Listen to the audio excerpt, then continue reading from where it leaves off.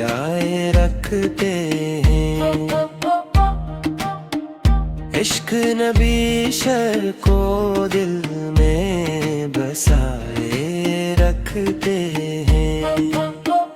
आपकी रहमत साए बनकर साथ चले,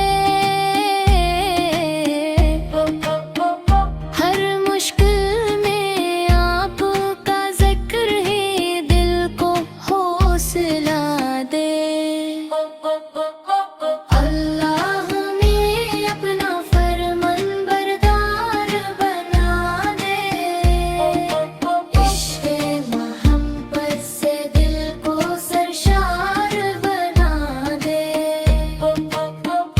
रोज़ क़याम जब सब परेशान होंगे, तुम भी नबी से की शफ़ाअत तलबगार होंगे। दरूद व सलाम की खुशबू हर सो फैलती रहे, मेरे आका का जिक्र हमेशा दिल में रहता रहे। अल्लाहुम्मा सल्ली अला सय्यिदिना मुहम्मदिन व अला आलिहि